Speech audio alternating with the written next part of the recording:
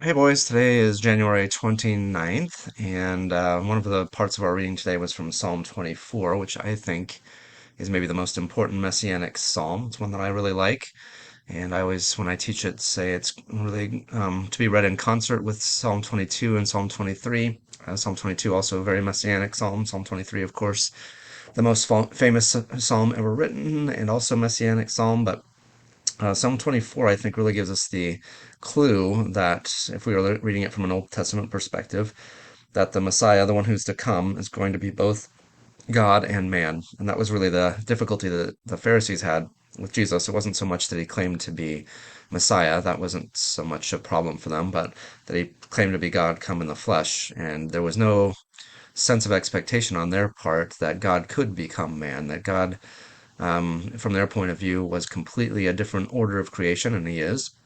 But there was no possibility for him to enter into the physical realm and to dwell with us. And so it would take something completely illogical, impossible for that to happen. And the miracle, of course, is that Jesus was born and lived and dwelt with us. But how do we see from Psalm 24 that it's supposed to be God and man?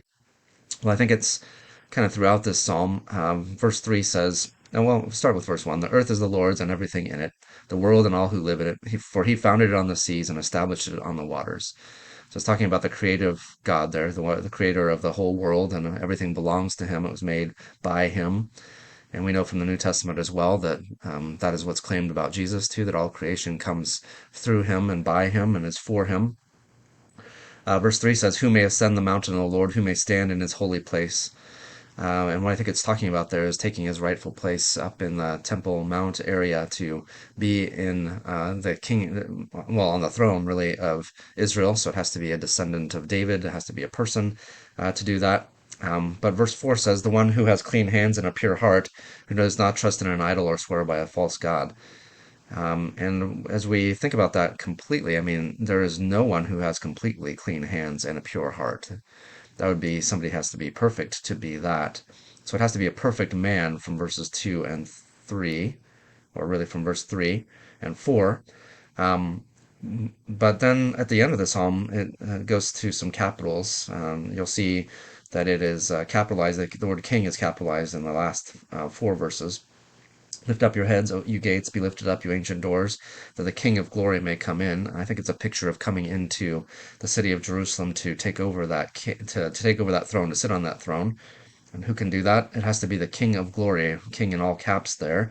And that means that it has to be the Lord strong and mighty, the Lord mighty in battle. So this person who's coming has to be both a descendant of David to sit on that throne that was promised to him, but also has to be the King of glory, which is God alone. And so I think this psalm is the most maybe transparent one that shows us that the one who is going to sit on David's throne forever is actually a human being, a descendant of David, but also the Lord himself come in the flesh. So even the Old Testament anticipated that God would come and um, be with us and reign over us as a God man at some point. So I think Psalm 24 is extremely important for us for that. All right, that's my only thought for today, although there's a lot of things we could have talked about from the Exodus passage and the Matthew passage too. But have a good day, you guys. We'll talk to you again tomorrow.